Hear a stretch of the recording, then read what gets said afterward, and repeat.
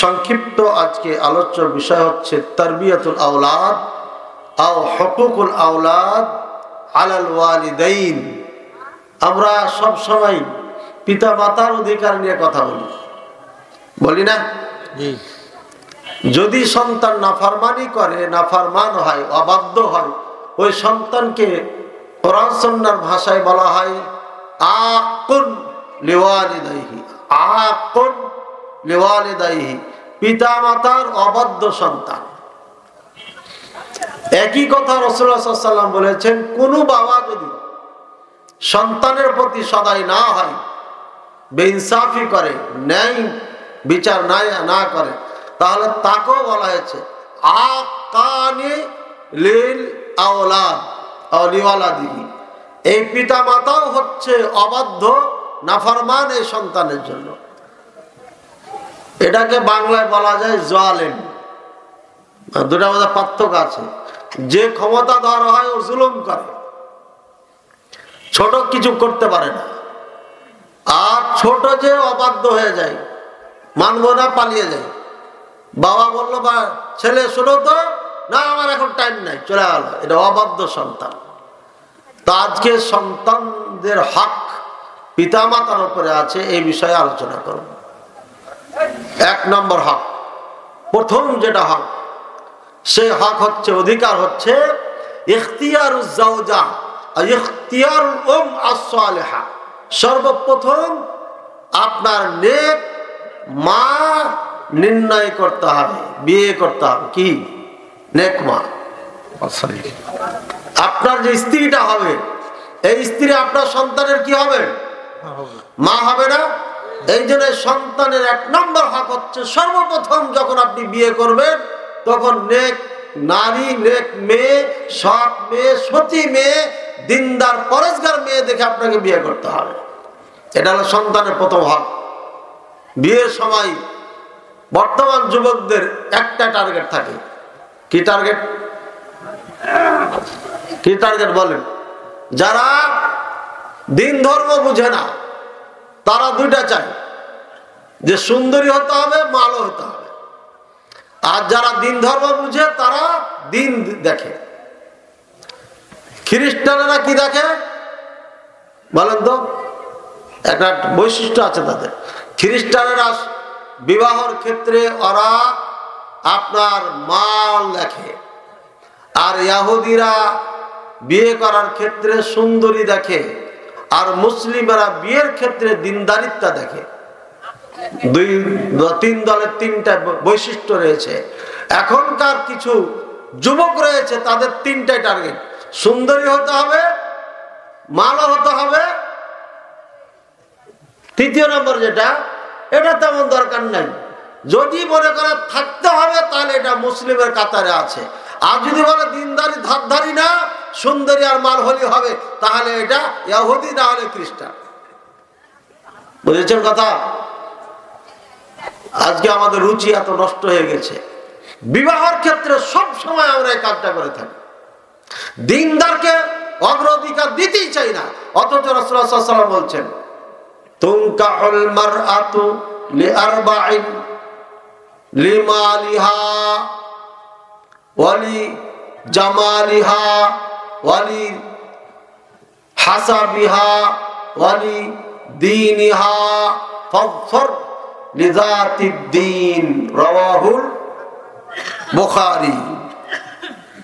বুখারী 4802 নম্বর হাদিস। রাসূলুল্লাহ সাল্লাল্লাহু আলাইহি ওয়াসাল্লাম বলছেন, একজন নারীকে বিয়ে করলে চারটি জিনিস দেখতে হবে। এক নম্বর, এই মেয়েটার মাল আছে কিনা। এই মেয়েটার মাল আছে কিনা। আমার একটা এতিমখানা আছে, আপনাদের এখান থেকে যাওয়ার পরে 16 সালে এতিমখানাটা চালু করেছি। মাঝে মাঝে ফেসবুকে দেওয়া হয় এতিমখানার জন্য, তাই বিদেশ থেকে, দেশ থেকে বহু যুবক আমাকে ফোন দেয় যে একটা এতিমা মেয়ে আমাকে দেন। আজকে ভালো করে আওয়াজটা শোনেন, মনে রাখেন। আল্লাহ রাসূল সাল্লাল্লাহু আলাইহি ওয়াসাল্লাম মাল দেখতে বলেছেন প্রথম। কারণ হচ্ছে কি, এই মাল যদি না থাকে, সে ইজ্জত নষ্ট করতে পারে মালের কারণে। এই জন্য কি দেখতে বলেছেন? মাল দেখতে বলেছেন। প্রথম নম্বরে মাল দেখো। হাদিসের সিরিয়ালে ভাবে আছে, যেভাবে আছে বলছি। এখন আপনার বাড়ি আছে 5 তলা, টাকা পয়সার কোনো অভাব নাই, একজন ফকিরের মেয়েকে বিয়ে করেছেন, আপনাকে ওজন করতে পারবে না, আপনাকে মাপতে পারবে না, আপনার ওয়েট, আপনার ভদ্রতা, আপনার সামাজিকতা এগুলো সে বুঝবে না, এগুলো সে টাকাও দিতে পারবে না। ওর মধ্যে রাখাল, কিষান, মুচি, চামার কোনো পার্থক্য থাকবে না, একদম নিম্ন শ্রেণীতে যদি চলে যান। আর যদি হায়ার লেভেলে চলে যান তাহলে পারে পানি ঢেলে খাওয়াবে না আপনাকে। দুটাই সমস্যা। মাঝামাঝি যেটা সব থেকে বেটার, মাঝামাঝি যেটা সব থেকে বেটার। বলি মালিহা, মাল দেখতে বলেছেন। এই জন্য কুফু, বিবাহর ক্ষেত্রে সব সময় কুফু ঠিক রাখতে হবে। কুফুর মানে আপনার সাথে তার সামঞ্জস্যতা ঠিক রাখতে হবে। আপনাকে আল্লাহ যে পরিমাণ মান সম্মান দিয়েছে, অর্থ সম্পদ দিয়েছে, সেই ধরনের ফ্যামিলিতে আপনাকে বিয়ে করতে হবে। স্ত্রী যেন মাথায় আর কাঁধের উপরে উঠে না লাফায়, আপনাকে যেন মূল্যায়ন করে। আর যদি আপনি খাদিজার মতো পান তাহলে তার সমস্যা নেই। খাদিজার মতো বিয়ে করলো পারো, আপনাকে দেখতে হবে মুহাম্মদ সাল্লাল্লাহু আলাইহি ওয়াসাল্লামের মতো মান, মর্যাদা, সম্মান থাকতে হবে। যদি আপনার মান, মর্যাদা, সম্মান থাকে তাহলে পারে আপনার যদি গোটা পূর্বাচলের মালিকও হয় কোনো নারী, তাহলে আপনাকে সম্মান করবে। আর যদি আপনি কোনোই সম্মান কিছুই রাখেন না, না সম্পদ, না আপনার ইজ্জত সম্মান, তাহলে এই নারী আপনাকে মূল্যায়ন করবে না। এই জন্য আপনাকে কুফু দেখতে হবে। কুফু মানে কি বললাম? সামঞ্জস্যতা থাকতে হবে, মালের মধ্যে সামঞ্জস্যতা থাকতে হবে। এরপর রাসূলুল্লাহ সাল্লাল্লাহু আলাইহি ওয়াসাল্লাম বলছে বলি জামালিহা, সৌন্দর্য দেখো। সৌন্দর্য কেন দেখতে বলেছেন? সৌন্দর্য না দেখলে প্রতিবেশীর স্ত্রীর দিকে চোখ যাবে। এই জন্য শব্দ মোতাবেক সুন্দরী মেয়েকে বিয়ে করতে হবে। সুন্দরী মেয়ে যদি আপনার ঘরে থাকে তাহলে আপনার দৃষ্টি আর কোনো দিকে যাবে না, আপনি শান্তি। এবার ভালো আছে, সুন্দরী আছে। এরপর বলছে বলি হাসাবিহা, বংশ দেখো। জাতের মেয়ে কালা ভালো, নদীর পানি ঘোলা ভালো, এই কথাটার দাম আছে, এটা হাদিসের কথাই। যদি জাতের মেয়ে হয়, যদি কালা কুচকুচে হয় তাও ভালো, যদি জাত না থাকে তাহলে এই মেয়ে চারা কোনো দাম নাই।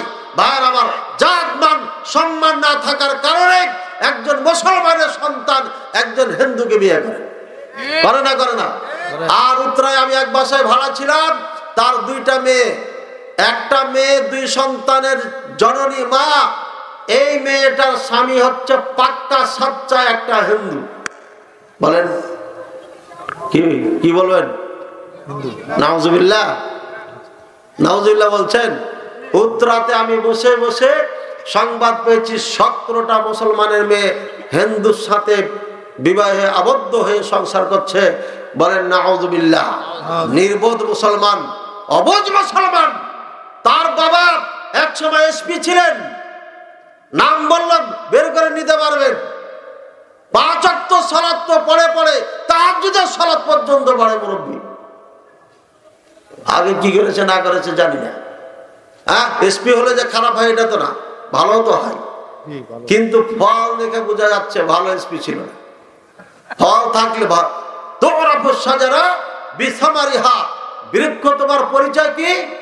ফলে পরিচয়। কোন মানুষের ফল যদি খারাপ হয়ে যায় তাহলে বুঝতে হবে এর মাল সম্পদে কোনো না কোনো সমস্যা আছে, যার কারণে তার এই ফলের এই সমস্যা ঘটেছে। এটা কলম করা হয়েছে। যেমন রাজশাহী, নওগাঁ, সাপাহারের আমকে, তিতা আমকে, টক আমকে মিষ্টি বানিয়ে দেওয়া হয়। যখন ছোট্ট থাকতেও হয় এত বড়, তখন ডাল কেটে আরেকটা মিষ্টি ডাল লাগিয়ে দেওয়া হয়। এই ডালে মিষ্টি আম ধরছে, আরেকটা ডালে কাঁচা মিষ্টি, মানে কাঁচাতি মিষ্টি, ওই ডাল লাগিয়ে দিলে এটাতে কাঁচাতি মিষ্টি হয়। আর একটা হচ্ছে লম্বা, আপনার পুরো আমেরিকান আম, একটা কি আম আছে না, কি যেন কলার মতো লম্বা লম্বা। আরে আমার এলাকায় আমের রাজধানী হয়ে গেছে, কিন্তু আমি এত জানি না। আমরুপালি লাগাই দেন, আমরুপালি এক ডালে হবে। একই গাছে জয় প্রকারের ডাল দিবেন, তত প্রকারের আম হবে। বুঝেছেন? লাগাই দিলি হয়। এটা কেন বললাম? ডাল লাগানোর কথা কেন আসলো? জি নাম কি? মাশাআল্লাহ মাশাআল্লাহ, শ্রোতা ভালো আছেন আলহামদুলিল্লাহ। তুরাফু শাজারা বিসামারিহা, বৃক্ষের পরিচয় হচ্ছে তার গাছ ফলে। ফল যদি ভালো হয় বুঝে নিতে হবে তার আয় ইনকাম তার সবকিছু ভালো ছিল। যদি এখানে মিস্টেক হয়ে যায় তাহলে বোঝা যাবে গোড়াতে মিস্টেক হয়েছে। ভাইয়ের আমার, দুঃখজনক। এই জন্য রাসূলুল্লাহ সাল্লাল্লাহু আলাইহি ওয়াসাল্লাম বলে হাসাবিহা, সর্বপ্রথম মাল দেখো, মাল যদি পেয়ে যাও, সুন্দরী দেখো, সুন্দরী যদি পেয়ে যাও, তাহলে বংশ দেখো, বংশ যদি মিল না খায় তাহলে কাটা এই স্ত্রী চলবে না। এটা বেশি দামি, আগের দুটার থেকে এটা বেশি দামি, এই জন্য পরে নিয়ে এসছেন। রাসূলুল্লাহ সাল্লাল্লাহু আলাইহি ওয়াসাল্লাম আগে যেটা বলেছেন, মাল পেয়েছেন, সুন্দরী পেয়েছেন, হাসাব যদি না হয়, বংশ যদি না হয়, তাহলে এটা কাট, এটা চলবে না, কেটে দিতে হবে। এই জন্য পরে নিয়ে এসছেন। এরপরে যেটা এটা আরো কঠিন, আরো গুরুত্বপূর্ণ, ওয়ালিদিনহা, এবং তারপরে দিন দেখো, বংশ ঠিক আছে, সব ঠিক আছে, সম্ভ্রান্ত ফ্যামিলি, লেকিন মাগার দিন নেই, হে দিন নাই। আমরা কত পচা মুসলমান। আমাদের বাংলাদেশে একটা নায়কের নাম কি জানে, সুন্দর করে নায়কটা শাকিল নাকি শাকিল খান। শাকিল খান হিন্দু মেয়েকে বিয়ে করে বাচ্চা করছে না, করেন? একটা আমি ভিডিও দেখেছিলাম, মনে হয় গত বছর, 14 জন এই চিত্র জগতের নায়ক নায়িকারা, এই বেশ্যা বেশ্যিরা হিন্দুর সাথে বিবাহ আবদ্ধ হয়েছে। বেশ্যা, এরা বেশ্যা, ডাইরেক্ট বেশ্যা, এরা ডকুমেন্ট লাগবে না, এরা যা করে স্পষ্ট বলে এরা বেশ্যা। এবং এই পৃথিবীতে সব থেকে জঘন্যতম পাপ যারা সমাজে, দেশে, রাষ্ট্রে ছড়িয়ে যাচ্ছে, সন্ত্রাসী, গুন্ডা, যাহা কিছু শেখানো হচ্ছে সব এই চিত্র জগৎ থেকে শেখানো হচ্ছে। এই ছোট ছোট বাচ্চারা ক্যারাটি মারে, ফাইট মারে, হ্যাঁ, বুকে মারে ঘুষি, বুকে ঘুষি মারে, মাটি মেরে ফেলে দিচ্ছিল। বলছে আমার এই 3 বছরের মেয়েটা ঘুষি মেরেছে পেটে। ঘুষি মারলো কেন? ওই যে টিভি চলে, ঘুষি মারা দিচ্ছে, কথা বলছেন, ফেলে দিয়ে ঘুষি মারে না, ওর মা শুয়ে আছে, এই যে ওর বুকের ওপর উঠে যা মেরেছে ঘুষি একদম। 3 বছরের মেয়ে মাকে মেরে ফেলে দিচ্ছিল, অল্পর জন্য মরিয়ে দিত, আল্লাহ বাঁচেছে। এই হলো ভয়ঙ্কর এই টিভি, এই চ্যানেল, এই চিত্র জগৎ। চিত্র জগতে যারা জড়িত আছে, মনে রাখবেন আল্লাহ পাক রব্বুল আলামিন বলেছেন, ইন্নাল্লাযীনা ইউহিব্বু আন তাশিআল ফাহিশাতা ফিল্লাযীনা আমানু, ওই সমস্ত মানুষ যারা চায় মুসলমান সমাজে অকল্যাণকে, ফাহিশাকে, ব্যভিচারকে, অকল্যাণকে, অবৈধ কাজকে আপনার বিস্তার করে দিবে, এদের জন্য কঠিন আযাব আল্লাহ নির্ধারণ করে রেখেছে। ভয়ঙ্কর আযাব এদেরকে দেওয়া হবে, দুনিয়াতে দেওয়া হবে, আখিরাতে দেওয়া হবে। ওই যে শিল্পী গান গেয়েছিল, কিসের জন্য গান গেয়েছিল? একটা, ওর গলা ফুলে গেছিল, চিকিৎসা করতে করতে করতে, ভিক্ষা করতে করতে করতে করতে মারা গেছে। মারা গেছে না জানি। যতগুলো শিল্পী গান গেয়েছে প্রত্যেকেরই শাস্তি দুনিয়াতে দিয়েছে। একজন বুড়া নাটক করত, আমাদের তো দেখার সুযোগ নাই, কিন্তু এগুলো এত চলাচলে।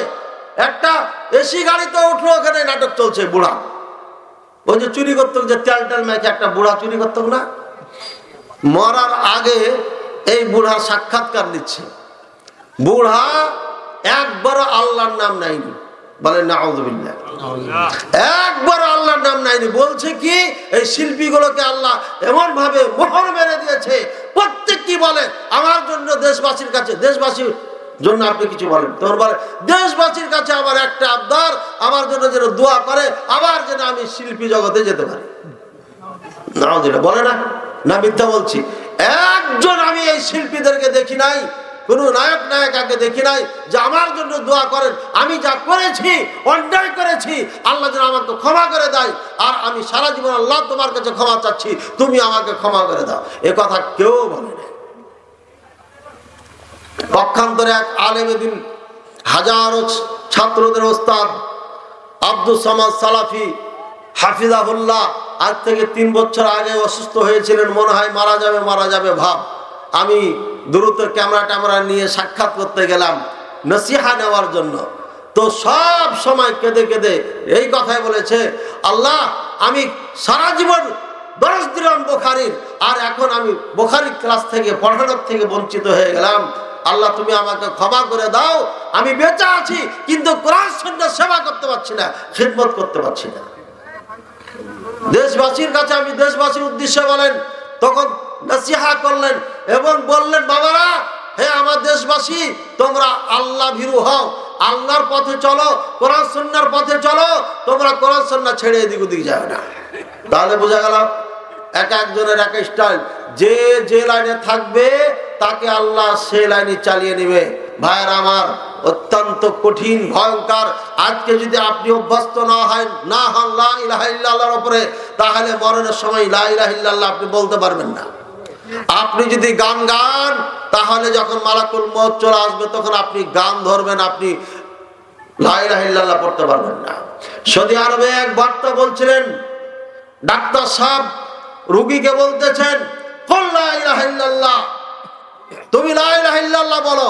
রোগী বলতেছে, সিজারা সিজারা, মানে আমাকে সিগারেট দিন, সিগারেট সিগারেট সিগারেট খাই। সৌদি আরবের কঠিন সিগারেট খায়, টাকা পয়সা কোথায় ব্যয় করবে এত?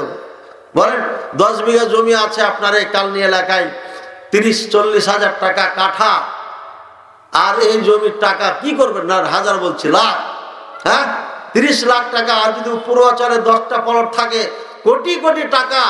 আপনার ছেলে এত টাকা ব্যয় করবে কোথায়? হ্যাঁ, নির্বোধ মুসলমান আমরা। ছেলে মেয়েদের জন্য সব নিজে শেষ করে দিয়েছি, ইমান আমল সব শেষ করে ফেলেছি। অন্যায় ভাবে অর্থ উপার্জন করে সন্তানের জন্য অর্থের পাহাড় তৈরি করেছি, অথচ এই সন্তান আপনাকে 3 দিন পরে আর মনে রাখবে না। 1-2 বছর থাকতে থাকতে পরে ভুলে যাবে। যদি নেক্সট সন্তান হয় তাহলে ঠিক আছে, আর না হলে পরে যখন মাহফিলের সময় আসবে বলবে, হুজুর এই যে বাবার জন্য দিয়ে দিলাম 10,000 টাকা, নারে তাকবীর, একবার শোনায়া দিয়া চলে গেল, সারা বছর চলবে, এটা আর কোনো দরকার নেই। ভাইয়ের আমার, এই জন্য আল্লাহ রাসূল সাল্লাল্লাহু আলাইহি ওয়াসাল্লাম বলছেন, ওয়ালি দীনিহা, দিন দেখো, মাল আছে, সৌন্দর্য আছে, বংশ আছে, কিন্তু দিন নাই, তাহলে সব কাট, কোনোটার দাম নেই। আবার খোঁজেন, খুঁজতে খুঁজতে যেদিন দিন পাবেন, আল্লাহ রাসূল সাল্লাল্লাহু আলাইহি ওয়াসাল্লাম বলেছেন, ফাযফার বিযাতি দ্বীন তারিবাত ইয়াদাকা, এই দিন দিয়ে তুমি সফলতা অর্জন করো, এই দিন তোমাকে সফলতা এনে দিবে। ভাইয়েরা আমার, আল্লাহ তাআলার অশেষ রহমত। আমি কিচ্ছু জানি না, আমরা বিয়ে করেছি কোনো ডিমান্ড ছাড়া, কোনো ডিমান্ড টিমান্ড নাই, চাওয়া টাওয়া নাই। শাশুড়ি টাকা দিতেছে আমাকে জোর করে, আমি আজ পর্যন্ত একটা টাকা নিজের হাতে নিতে পারিনি। রাহিমাহুল্লাহ, তাকে আল্লাহ জান্নাত দান করুন। মারা গেছেন, এই হাটা বসে দেখেছে, এখানে থাকতেন। আমার ছেলে হয়, টাকা নিয়ে এসেছে, আমাকে টাকা ধরিয়ে দিচ্ছে, আমি এই টাকাটা নিজ হাতে নিতে পারিনি। আমি বললাম, আপনার থেকে আমি টাকা নিব কেন? আমি ঋণ ধার করে আমি আমার কাজ পার করব, কিন্তু আপনার থেকে টাকা নিব না, কারণ আপনি টাকা দিচ্ছেন, আপনার মেয়ে আমার কাছে আছে তাই। ঠিক আছে ভাইয়ের আমার, আর আপনি টাকা নেওয়ার জন্য জোর প্রয়োগ করেন, স্ত্রীকে মারেন, বেওকুফ কোথাকার। আমি টাকা নিয়ে নাই, চাই নাই। এই ঢাকার থেকে যখন চলে যাই, এক সময় একটা জমি নিব, টাকা শর্ট পড়ে গেছে আমার, আমাকে 7 লক্ষ টাকা আমার স্ত্রী বের করে দিয়েছে।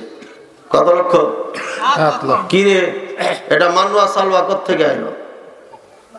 বলছে যে আমি উপবৃত্তির যখন টাকা পেয়েছিলাম তখন থেকে নিয়ে এ পর্যন্ত ব্যবসা করতে করতে করতে করতে করতে করতে করতে 7 লক্ষতে পরিণত হয়েছে। তারপরও আছে। একবার বাগান নিয়েছে, আম বাগান, 5 লক্ষ টাকা 1 বছরই লাভ হয়েছে, 1 সিজনে। বিশাল পুকুর সে নিয়ে রেখেছে, আমি তো জানি না 14 গোষ্ঠী আমার জানে না। ঠিক আছে, শাশুড়ি 80,000 টাকা দিয়েছে না কত টাকা দিয়েছে, ওই টাকা যোগ শোগ করে এই কাজ করে। আর আমার থেকে একবার এই ওয়াজ করা টাকা গেল আমি নিয়ে যাই, বউকে দিয়ে দিই। কয় টাকার গুণো তো ওই গুণে, আমি গুনি না, কখনো গুনি না, দিয়ে দিই তার হাতে। এই টাকা গেল যোগ দিতে দিতে সে আপনাকে একবারই 7 লক্ষ টাকা, আবার পরে 7 লক্ষ টাকা, কত হলো? 14 হলো। আর একবার একসাথে বিয়েরা কি 42 লাখ টাকা দিয়েছে আমার। বুঝেছেন? ঘরে বসে টাকা কামা নিতে পারে। সৎ স্ত্রী যদি হয় তাহলে পারে ও আপনাকে টাকাও দিতে পারবে, আবার আপনাকে দুনিয়া দিতে পারবে, আখিরাতও দিতে পারবে। আর যদি সৎ না হয়, আপনি টাকা নিয়ে যে দিবেন, দেওয়ার পরে আরে এত টাকা স্বামী নিয়ে এসে দিল, কি করি কি করি কি করি কি করি করি। হ্যাঁ, আসসালামু আলাইকুম, কোথায় আছো? কেন? ওই যে কলিমুদ্দিন তো নাই, গাজীপুর গেছে, তো চলো রেস্টুরেন্টে যাই। দিন না থাকলে আপনার টাকা বরকত দিবে না, কোন দিকে পার করে দিবে জানি না। প্রবাসী ভাইদেরকে বলি, আপনার সব মেয়েদের জন্য এটা আছে না। দিনদার পরেশগার মেয়ে আছে, আর কিছু মেয়ে আছে স্বামীকে বিদেশ জোর করে পাঠায়, জোর করে পাঠায়, টাকা পয়সা সবই আছে, তা জোর করে পাঠায়। কেন পাঠায়?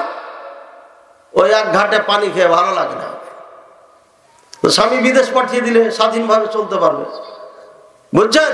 অসৎ নারীর বড় লক্ষণ আছে, এটা বুঝে নিতে হবে। ও গ্রামের বাড়িতে থাকতে চায় না, ঢাকা ছাড়া থাকা যাবে না।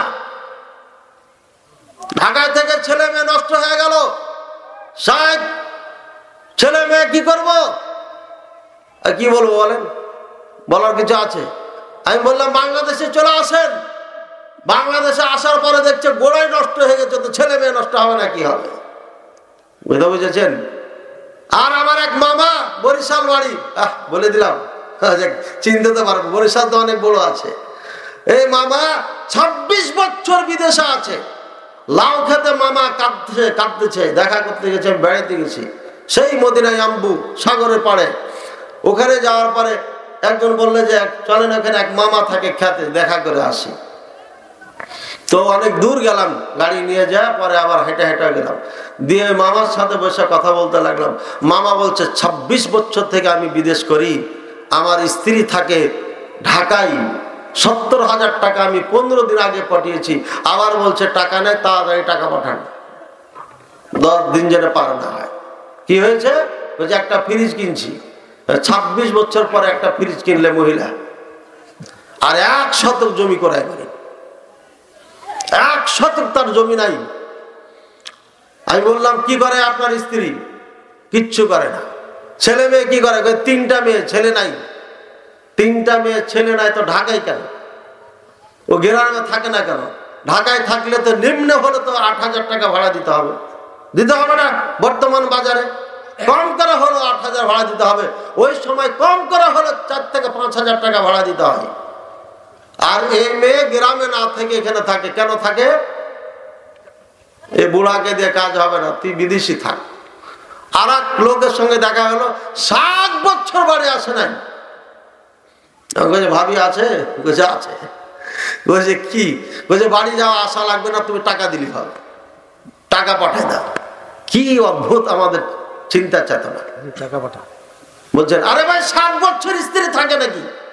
হ্যাঁ, এত দিনদার পরেশগার স্ত্রী বা স্বামীকে বিদেশ থেকে আসতে কয় না, আসতেই বলে না। আর ভালো স্ত্রীর ঘুম আসে না, বলে তোমার যাওয়া লাগবে না, তোমার বিদেশের দরকার নাই, না খেয়ে থাকবো, তারপরে বিদেশ যেতে হবে না। আছে না নাই? হ্যাঁ। নেক স্ত্রী কখনো স্বামীকে রেখে থাকতে পারবে না। হ্যাঁ, আমি আগে বলেছি, ইল্লামান রাহিমা রাব্বি, যদি সংসারে প্রয়োজন হয়ে যায়, দিনদার পরেশগার অনেক নারী আছে, সংসারের উন্নয়নের জন্য স্বামীকে কষ্ট করে সে বিদেশ পাঠায়, তার চাল চলনে বোঝা যায়। আর যে শয়তানি করে স্ত্রীকে স্বামীকে বিদেশ পাঠায়, তার চল চলনে বোঝা যায়।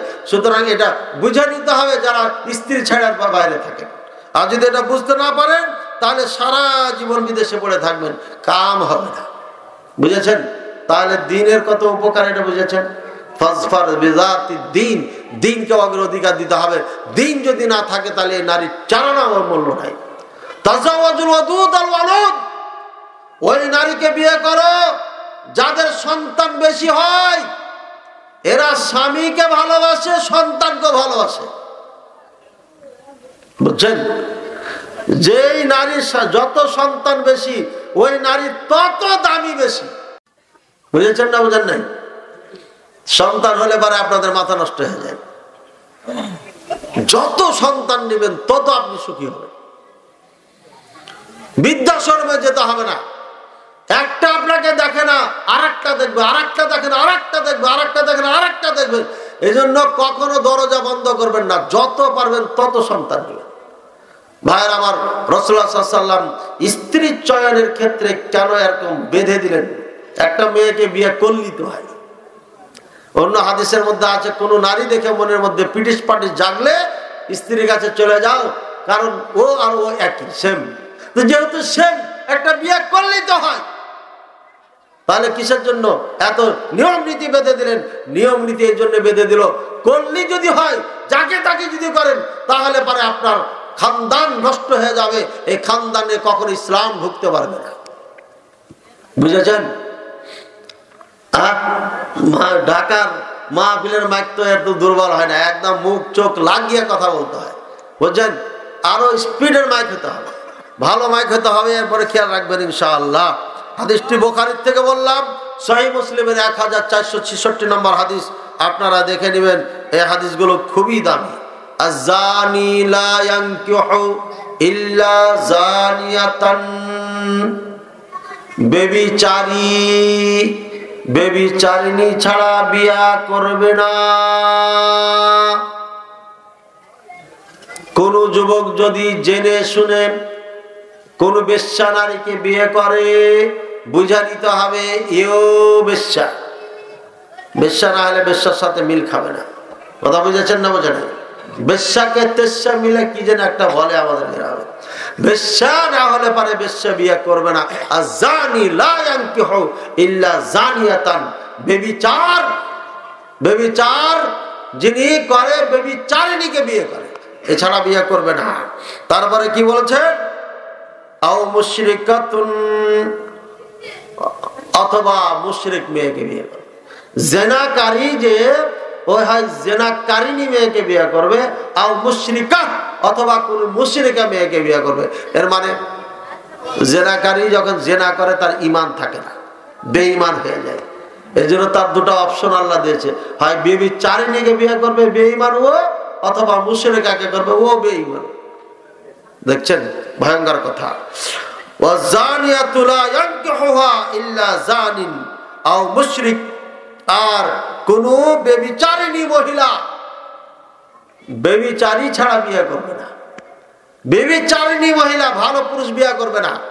অনেক মেয়ে আছে ডিগ্রি পাস, মাস্টার্স পাস, হ্যাঁ, বাবা বলে বেড়াচ্ছে একটা ভালো ছেলে দেখে দেন, ভালো ছেলে দেখে দেন।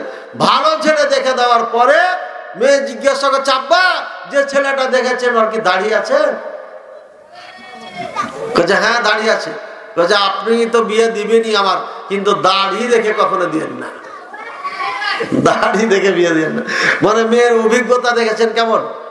হ্যাঁ, ওর অভিজ্ঞতা আছে। দাড়ি হলে পরে কি অবস্থা হয়, দাড়ি না থাকলে কি হয়, এর অভিজ্ঞতা আছে। নাহলে দাড়িকে ঘৃণা করে কেউ। আর দাড়িকে যে নারী ঘৃণা করে ও কাফের, কাফের, কাফের, কাফের, মুসলমান না। যেই পুরুষ দাড়িকে ঘৃণা করে ও কাফের, কাফের, কাফের, কাফের, মুসলমান না। ঘৃণা, ঘৃণা ভালো করে মনে রাখবেন। যে দাড়িকে ঘৃণা করে, ঘৃণা, ও মুসলমান নয়। আচ্ছা, আপনাদের মাঝে ঘৃণা করে? ভাইরা আমার, দাড়ি ছাড়বেন, মুসলমানের মতো দাড়ি ছাড়েন, হিন্দুদের মতো দাড়ি ছেড়েন না। আল্লাহ তাআলা আমাদের বোঝায়। সূরা নূর 3 নম্বর আয়াত, আল্লাহ পাক রব্বুল আলামিন এবার হুকুক মা বাদা বিলাদাতিল মাউলুদ, জন্মগ্রহণ করার পরে হক আছে বাচ্চা।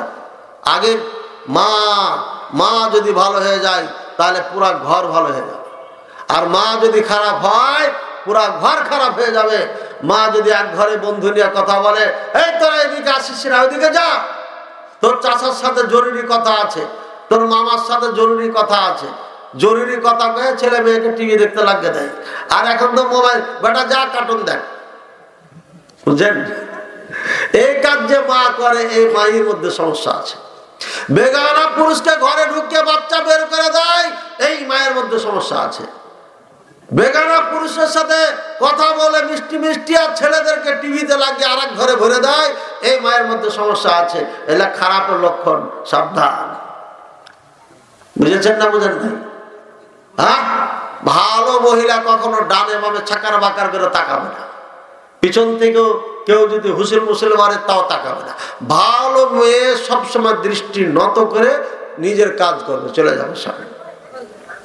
আর খারাপ মেয়ে খালি ডানে বামে দেখবে, কে কোন দিকে কে কোন দিকে কে কোন দিকে।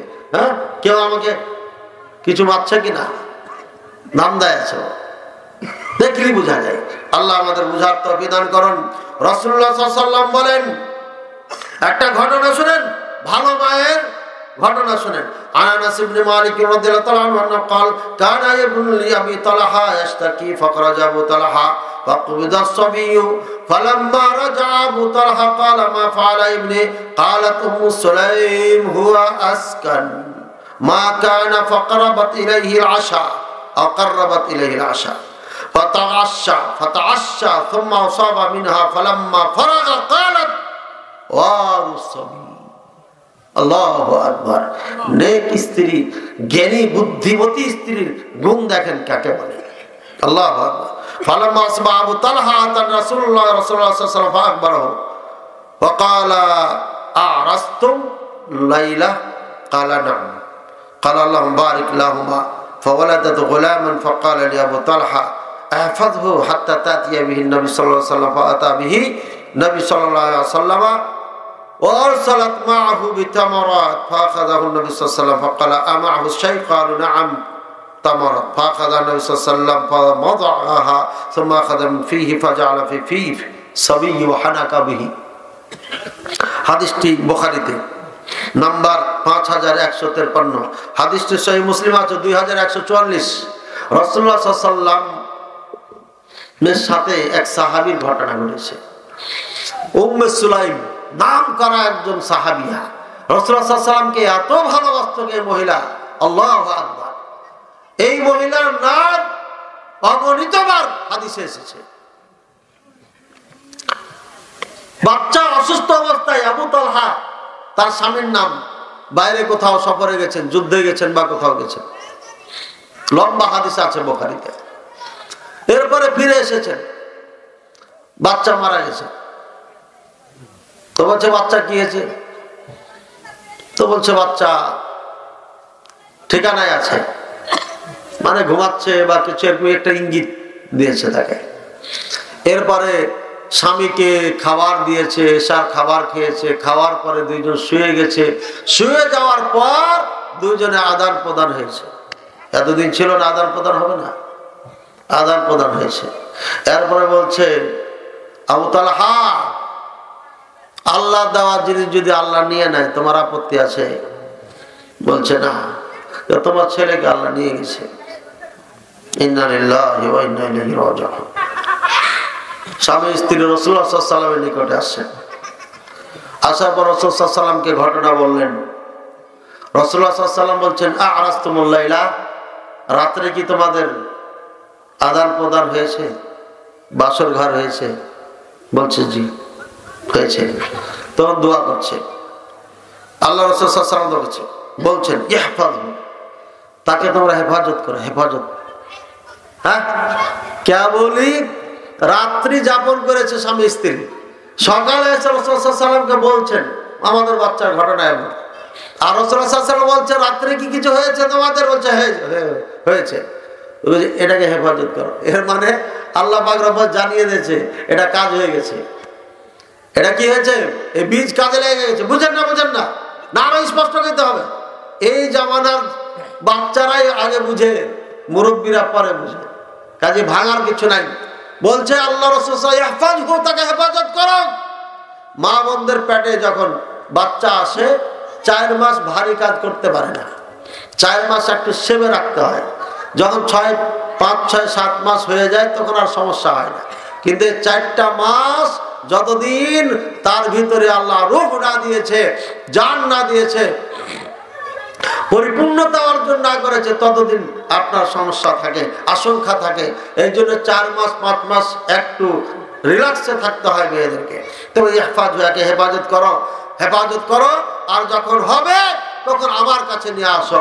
হয়েছে তখন রাসূলুল্লাহ সাল্লাল্লাহু আলাইহি ওয়াসাল্লামের কাছে পাঠিয়ে দিলেন উম্মে সুলাইম, আর কয়েকটা খেজুর দিয়ে দিলেন। আবু তালহাকে বললেন বাচ্চার সাথে কি কিছু আছে? বলছে হ্যাঁ খেজুর আছে। রাসূলুল্লাহ সাল্লাল্লাহু আলাইহি ওয়াসাল্লাম খেজুর নিয়ে মুখ মোবারক দিলেন, আর চিবিয়ে চিবিয়ে চিবিয়ে চিবিয়ে চিবিয়ে চিবিয়ে চিবিয়ে চিবিয়ে একদম তাকে দুধের সাথে মিশিয়ে একদম হালুয়া বানায় ফেললেন, তরল বানিয়ে ফেললেন। এরপরে আঙ্গুলে করে বাচ্চার মুখে দিয়ে দিলেন, বাচ্চার মুখে গিয়ে দিয়ে দিলেন। এটাকে বলা হয় তাহনিক। একে বলা হয় কি তাহনিক। তাহলে বাচ্চা হওয়ার আগে স্বামী স্ত্রীকে সিস্টেম নিয়ে যেতে হবে। আন্দাজি হাত মাত করে গরু ছাগলের মতো উঠে গেলে হবে না। সন্তান যদি সত্যিকারে নিতে চান, উজু করেন, সুন্দর করে উজু করবে, 2 রাকাত সালাত পড়ে আল্লাহর কাছে দোয়া করেন, আল্লাহ তুমি আমাকে সন্তান দাও। ছেলে চান না মেয়ে চান, আল্লাহকে বলেন, আল্লাহ দিবে ইনশাআল্লাহ। আল্লাহ ইনশাআল্লাহ দিবেন। আমার 2টি মেয়ে যখন হয়, তখন 3য় সন্তানের জন্য আল্লাহর কাছে এইভাবেই দোয়া করেছিলাম, আর একদম ডাইরেক্ট অ্যাকশন হয়ে গেছে। বলে সুবহানাল্লাহ। হ্যাঁ, ওখানে অ্যাকশন হলো নওগাঁয় আর জন্ম হলো ঢাকায়। বুঝেছেন? দেখেন দোয়া। পাকিস্তানের এক লোক বাচ্চাই হয় না 14 বছর থেকে, মসজিদে নববীতে বলছে হুজুর বাচ্চা হয় না, বাচ্চা হয় না, বাচ্চা হয় না, 14 বছর পার হয়ে গেছে। হ্যাঁ, তো পরামর্শ দিলাম আমরা যে আপনি রওজায় যাবেন, রওজায় যে 2 রাকাত সালাত পড়বেন, স্ত্রীকে বলবেন, রওজাকে যেতে পারলে ভালো, না মসজিদে নববীতে সালাত পড়ে 2 জনই আল্লাহর কাছে দোয়া করবেন। দোয়া করার পর রুমে যাবেন, আজওয়া খেজুর নিয়ে আপনার 3টা 5টা 7টা যা পারবেন খাইবেন, দিয়ে জমজম পানি খেয়ে যুদ্ধ শুরু করবেন। কথা বলছেন? কি বললেন? যুদ্ধ শুরু করবেন। এই যুদ্ধতে ইনশাআল্লাহ আল্লাহ যদি আপনার নসিবে রাখে, তাহলে সফলতা অর্জন হবেই হবে ইনশাআল্লাহ। পরের বার ওই লোকটা নাম্বার নিয়ে যায়, ফোন দিয়ে বলছে বাচ্চা হো গয়া, আলহামদুলিল্লাহ। কথা বলছেন? বাচ্চা হো গয়া। পাকিস্তান আমাদের ভাই, যদিও শয়তানি করেছে, তাদের বডির সাথে চেহারার সাথে আমাদের মিল নাই। আমরা কাল্লা বেল্লা ছোট ছোট, আর ওরা সুঠাম দেহুর মালিক, সুন্দর দেখতে, সবকিছুই তারা আমাদের থেকে অনেক পরিবেশ, খাওয়া দাওয়া চলাফেরাই। এখন না আমরা একটু উন্নত হয়েছি, কিন্তু যখন আমার বাবারা ধান লাগাইতো এগুলোতে আর মাছ মেরে মেরে খেত, ওই সময়কার কৃষ্টি কালচার তাদের সাথে কোনো মিল ছিল না। ওই বেটারা সবসময় ফল খায় আর আমরা ভাত, পান্তা ভাত খাই। তো 2 জনের বডি কি মিল আছে নাকি? এই জন্য কৃষ্টি কালচারে মিল না থাকার কারণে গন্ডগোল হয়ে গেছে। কিন্তু ভাই ভাই, আপন ভাইয়ের থেকে তারা আপন। এটা রক্তের বাঁধন থেকে দিনের বাঁধন হচ্ছে আপন। সুতরাং বাংলাদেশ সরকারের উচিত হবে ইন্ডিয়ার সাথে সম্পর্ক ছিন্ন করে পাকিস্তানের সাথে একদম ভ্রাতৃত্ব বন্ধনে বন্ধুত্বে আবদ্ধ হতে হবে দেশব্যাপী। কারণ ভারত আমাদের কল্যাণ চাইনি বলে আমাদেরকে পৃথক করেছে। সমাধান করার দরকার ছিল, সমাধান করা সম্ভব ছিল। তারা একসাথে থাকলে পারে ভারত দাদাগিরি দেখাইতে পারবে না, এই জন্য ভারত আমাদেরকে পৃথক করেছে। এই বক্তব্য দিলে পারে আমরা নাকি রাজাকার হয়ে যাই। কিন্তু এখন তো চোখে দেখতে পাচ্ছেন, আপনারা চোখে দেখতে পাচ্ছেন, 17 বছর এই হিন্দু স্তরেরা কোনো দাবি জানায় নাই। 17 বছর মায়েরা বুচ্চেরা খেয়েছে, বড় বড় পদে তারা চাকরি করেছে। যেই সাঁওতালগুলো আমাদের বাড়িতে কাজ করতো, ধান লাগাইতো, এই সাঁওতালগুলো লেখাপড়া করে মেট্রিক পাস করে মাস্টার হয়ে গেছে। তারা আমাদের সন্তানদের টিচার হয়ে গেছে। বলেন নাউজুবিল্লাহ। বুঝছেন? খাদ্যমন্ত্রী আমাদের একটা হিন্দুকে চাকরি ছাড়া রাখে নাই। আর মুসলমান গেলে বলে 12 লাখ টাকা আগে দাও। আর বোকা মুসলমান তার মিষ্টি কথাতে পাগল হয়ে গেছে। মিষ্টি কথা কি? এই মাগরিবের আজান দিয়েছে, যান আপনার 1 রাকাত নামাজ পড়ে নেন। 1 রাকাত নামাজ আছে? ও বলছে 1 রাকাত নামাজ পড়ে নেন, মাগরিবের আজান দিয়েছে। মাগরিব না আসরের আজান দিয়েছে, বলছে যান আপনারা 1 রাকাত নামাজ পড়ে নেন, আপনারা মুসলমান 1 রাকাত নামাজ পড়ে নেন। ওরে বাপ রে বাপ, প্রশংসায় আসমান জমিন ভরিয়ে দিয়েছে এই বোকা মুসলমানে। কই হিন্দু হে নামাজ পড়ার কথা কইলে এটা কি যেমন তেমন কথা? গাধা কোথাকার। এটাই হচ্ছে ইহুদি, খ্রিস্টান, হিন্দু, কাফের, মুশরিকদের চক্রান্ত। এটাই তারা আমাদের সাথে প্রতারণার তাদের পদ্ধতি, নিয়ম, বোকা বানানো।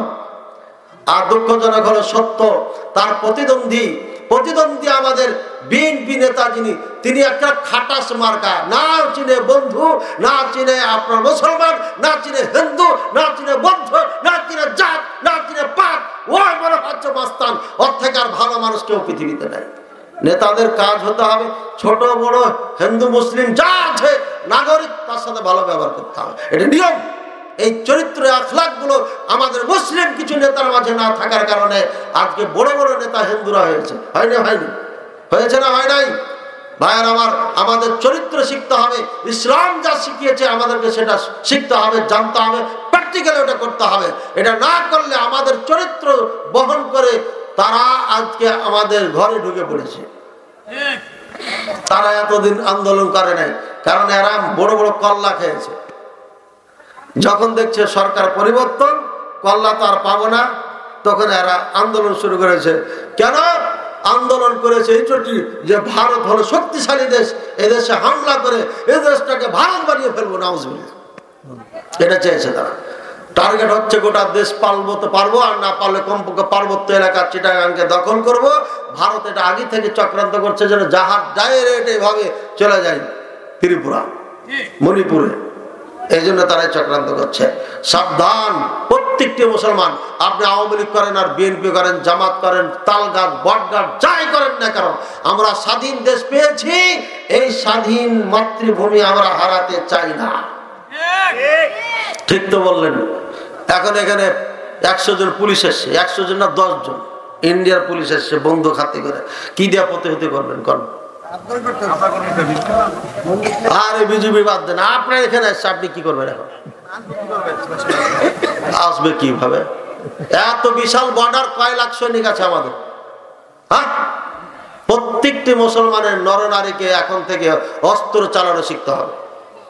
সরকার যদি অস্ত্র চালানো না শিখায়, তাহলে বাঁশ কোরাই করেন, যে তীর ধনুক তৈরি করেন, তীর মারা শিখেন। তীর মারলে যেন একদম মিস না হয়, যেখানে মারবো ওখানে যেন লাগে। বুঝেছেন কথা? আগে আমরা বাচ্চাতে থাকতে তীর ধনুক চালাইতাম, পাখি শিকার করতাম, এখন তো এটাও উঠে গেছে, এটাও নাই। পক্ষান্তরে ইন্ডিয়া বাংলাদেশের হিন্দুরা, ইসকন যারা উগ্রবাদী হিন্দু, সব হিন্দুর কথা বলছি না আমরা, যারা শয়তান মার্কা হিন্দু, এই শয়তান মার্কা যারা ইসকন হিন্দু, এরা প্রত্যেকে ট্রেনিং নিচ্ছে, প্রত্যেককে মন্দিরকে তারা ক্যান্টনমেন্ট বানিয়েছে। এই জন্য সরকারকে বলবো, বাংলাদেশে সাবধান, এদেরকে একদম চোখের চোখ রেখে এদেরকে দেখে থাকতে হবে, এদেরকে ঢিল দেওয়া যাবে না। যদি ভালো নাগরিক হয় তাহলে সমস্যা নাই, আর যদি জঙ্গি সন্ত্রাস ইসকনের সঙ্গে সাথে হয়, তাহলে এদেরকে একদম গৃহবন্দির মতো করে চোখ বন্দি করে রাখতে হবে, এদেরকে ছেড়ে দেওয়া যাবে না। বুঝেছেন না? বুঝে রাগ করলেন? মনে করছে রাগ হচ্ছে, দেখেন। এটা কি ভাই চেয়ারম্যান সালাহউদ্দিন সাহেব, আল্লাহ তাকে হেফাজত করুন, ইসলামকে ভালোবাসে, তাই না?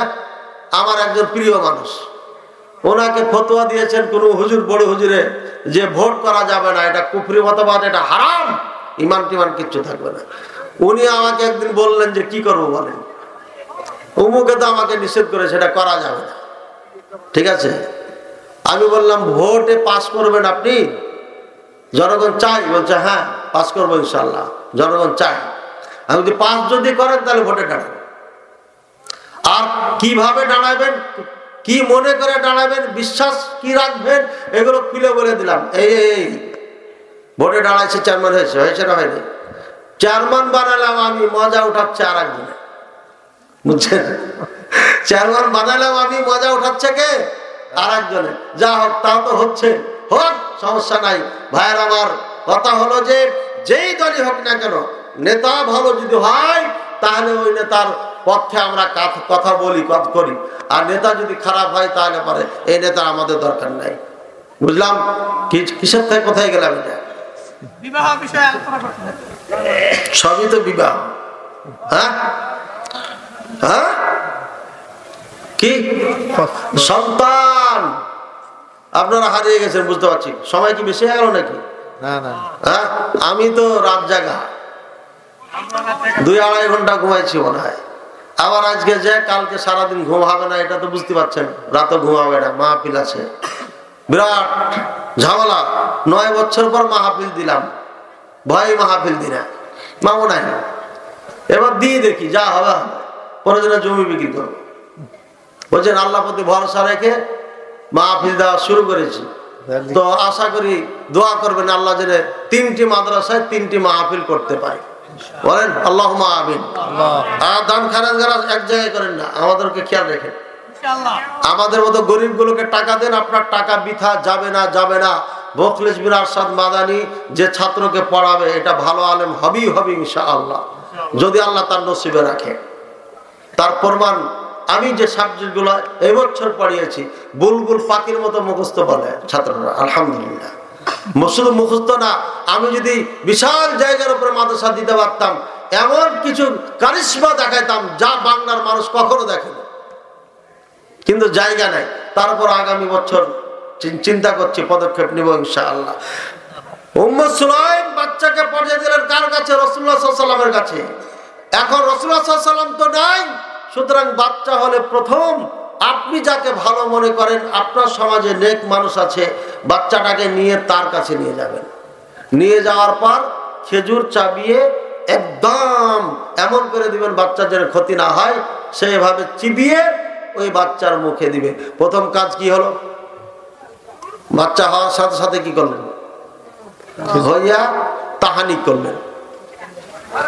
তাহানি করা হয়ে গেছে, এবার তাসমিয়াতুল ওয়ালাদ, বাচ্চার সুন্দর নাম চয়ন করতে হবে। রাসূলুল্লাহ সাল্লাল্লাহু আলাইহি ওয়াসাল্লাম বলেন, উলিদা লিল্লাইলা গুলামুন ফাসাম্মাইতু বিসমি আবি ইব্রাহিম, রাওয়াহু মুসলিম। সহিহ মুসলিমের 2315 নম্বর হাদিস। রাসূলুল্লাহ সাল্লাল্লাহু আলাইহি ওয়াসাল্লাম বলছেন, আমার গত রাত্রে একটা বাচ্চা হয়েছে, আমার বাবা ইব্রাহিমের নামের নামকরণ করেছি। তাহলে বোঝা যাচ্ছে বাচ্চা হওয়ার সাথে সাথে আপনি নামও রাখতে পারবেন। 7 দিনের দিন নাম রাখতে হবে এটা জরুরি না, যেদিন হয়েছে সাথে সাথে নাম রেখে দেন, সমস্যা নাই। সাথে সাথে তাহলে কয়টা কাজ পাওয়া গেল? 2টা।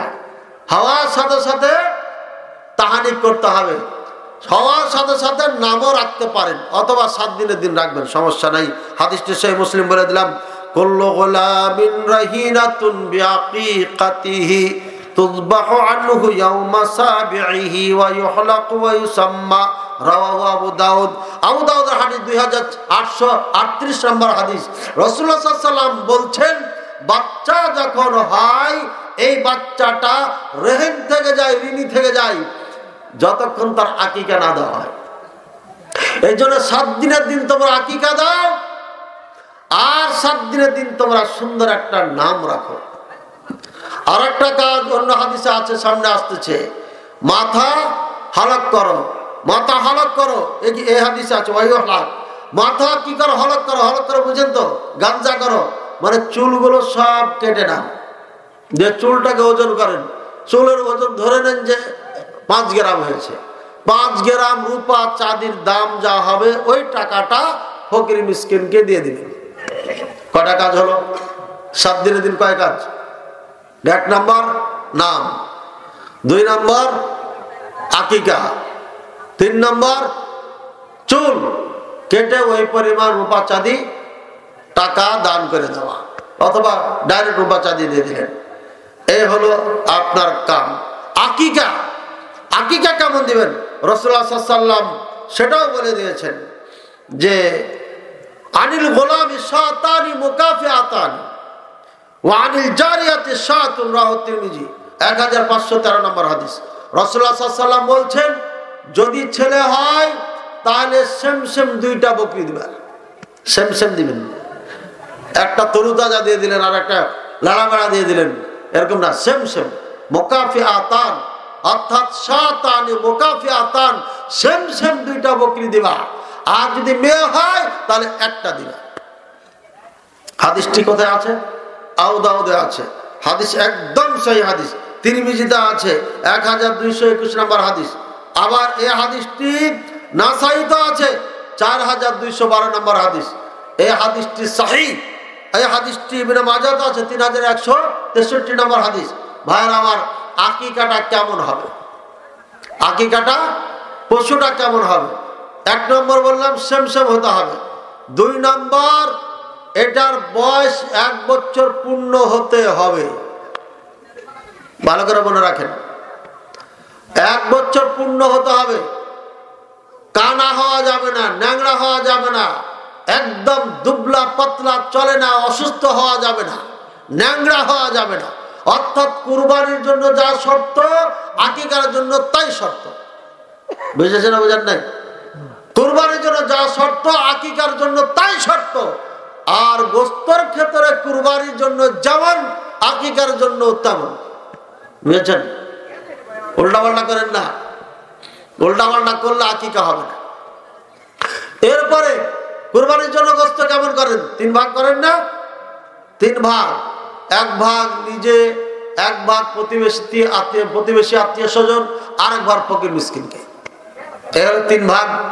যেমন কুরবানিতে সুন্নাহ মুস্তাহাব, আকিকাত তাই। আচ্ছা, বকরি ছাগল ছাড়া, খাসি ছাড়া অন্য কোনো কিছু দেওয়া যাবে কিনা? এ জাতীয় দুম্বা টুম্বা সব দেওয়া যাবে।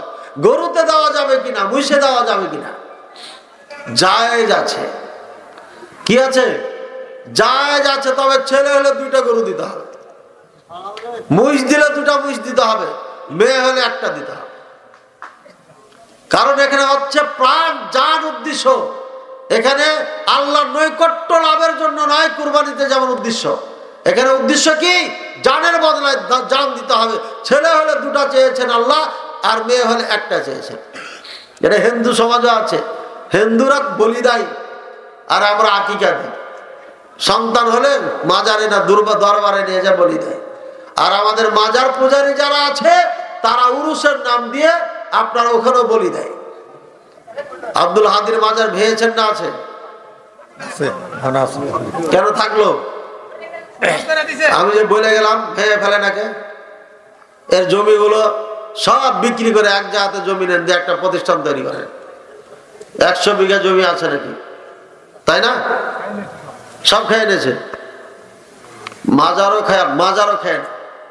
জমি যখন খেতে পেরেছেন, মাজারও খেয়ে ফেলে। একে ভাঙতে হবে, না হলে পারে আপনারা এই কালনিবাসী সবাই গুনাহগার হবেন। এ হাঁটাবো, বীর হাঁটাবো, এই এলাকার যত মুসলমান আছে, যদি ওখানে কোন ধরনের শরিয়া পরিপন্থী কাজ হয়, আজ হোক আর 1000 বছর পরে হোক, সবাই পাপী হবে, কবরে যে ঠেকে যাবে। এই জন্য মাজার রাখা যাবে না। মুসলমান সমাজে মাজার থাকতে পারবে না। কারণ মা বোনেরা যে সিজদা করে, গোলাপসার মাজারে সিজদা করছে, কোরআন পড়ছে, মান্যত দিচ্ছে, লক্ষ লক্ষ টাকা সেখানে উঠাচ্ছে। পাগলা পীরের মাজারে কোটি কোটি টাকা উঠাচ্ছে। এগুলো সব হচ্ছে শিরক। যারা এগুলো করছে, যারা করাচ্ছে, সবাই মুশরিক, চিরকাল জাহান্নামী, কোনদিন জান্নাতে যেতে পারবে না। সাবধান। বুঝেছেন না বুঝেন নাই? আন্দাজি মুসলমান হলে হবে না। মুসলমান হতে হলে অরিজিনাল মুসলমান হতে হবে। আর না হলে ধান্দা যদি করেন, আল্লাহ বিরোধী কাজ করে, যে শিরক করবেন, আর আপনি বলবেন মুসলমান, আপনার মতো মুসলমানের দরকার নাই। আপনি বলেন আমি একজন মুশরিক, হিন্দু আপনি করেন, আমাদের আপত্তি নেই। হিন্দুরা মূর্তি পূজা করে, আমরা আপত্তি করি না। আপনি মাজার পূজা করেন মুসলমানের নাম দিয়া, এটা হতে পারে না। এটা ইসলাম সমর্থন করে না। যারা পূজা করে, চাদর দেয়, আগরবাতি, মোমবাতি, যাহা কিছু করে, মান্যত মানে, এরা সবাই মুশরিক, চিরকাল জাহান্নামী, কোনদিন জান্নাতে যাবে। কি রাগ করলেন? রাগ করলে আর করার কিছু নেই। আকিকা 7 দিনের দিন দিতে হবে, এটা সুন্নাহ, বেটার সুন্নাহ, 100 সুন্নাহ। এখন মেডিকেলে আছেন, আকিকা দেওয়ার সুযোগ নাই, গরিব মানুষ, টাকা নাই, 14 দিনের দিন টাকার ব্যবস্থা হয়েছে, দিতে পারবেন। দুর্বল হাদিসের যেহেতু আছে, তাই ওলামায়ে কেরাম বলেছেন আমল করেন। তাও পাচ্ছেন না, 21 দিনের দিন আপনি সক্ষম হয়েছেন, 21 দিনের দিন দেন। তাও পাচ্ছেন না, ওলামায়ে কেরাম বলেছেন যখন পারবেন তখন দেন। কিন্তু বাবা দিবে। এটা কে দিবে? এটা বাবার দায়িত্ব। এখন সন্তান বড় হয়ে গেছেন, আপনি এখন দিতে পারবেন কিনা? এখন টাকা পয়সার অভাব নাই আপনার, বুঝলেন না? নাই, দিতে হবে না। তবে যদি কেউ দেয়, একটা ঢিলা মতে আছে, দিতেই পারে বাবার পক্ষ থেকে। কিন্তু এটা সুন্নাহ নয়। সুন্নাহ হচ্ছে বাবা সন্তানের, এটা হক, এটা অধিকার, বাবা এটা আদায় করবে। সন্তানের অধিকার নিয়ে আলোচনা করছি। স্ত্রীও নিতে হবে ভালো দেখা, এটা সন্তানদের অধিকার। কারণ আপনার বীজ দিয়ে আপনার সন্তান তৈরি হবে। যেমন ফ্রেমে রাখবেন সন্তান, তেমন ফ্রেম হয়ে যাবে।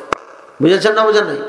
ইটের কারখানায় আপনার টাইলস হবে না, টাইলসের কারখানায় টিন হবে না, টিনের কারখানায় সিমেন্ট তৈরি হবে না। প্রত্যেকটার কারখানা ফ্রেম আলাদা আছে। আপনাকে ফ্রেম অবশ্যই চয়েস করতে হবে সন্তানের জন্য, ভালো ফ্রেম। এই ফ্রেমে যেন সমস্যা না হয়। আল্লাহ তাআলা আমাদের বুঝার তৌফিক দান করুন। আর কিছু ছোট নাকি বলেন? আর ছোট কিছু? হ্যাঁ, এবার আরো হক আছে। শেষ করে দেবো নাকি? আরো হক আছে। কুল্লুকুম রাইন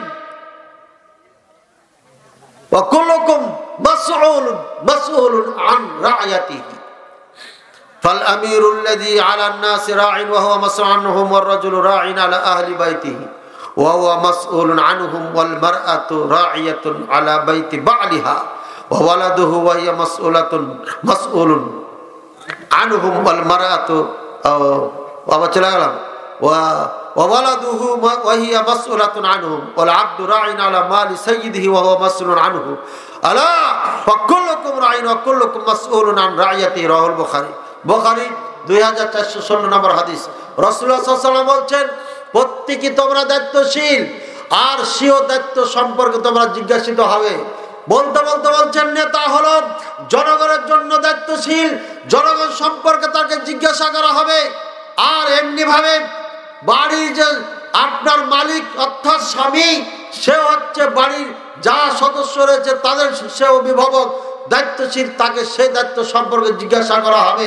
এমনকি স্ত্রী, নারী ঘরের যা আছে, তার স্বামীর মাল সম্পদ ইজ্জত তার সবকিছু দায়িত্বশীলা, তার এই দায়িত্ব সম্পর্কে তাকে জিজ্ঞাসা করা হবে।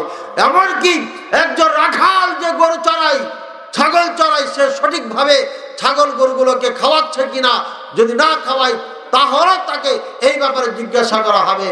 ভাইয়ের আমার, একটা রাখালকে যদি জিজ্ঞাসা করা হয়, তাহলে আপনি একটা বাড়ির মালিক, আপনাকে কেন জিজ্ঞাসা করা হবে না?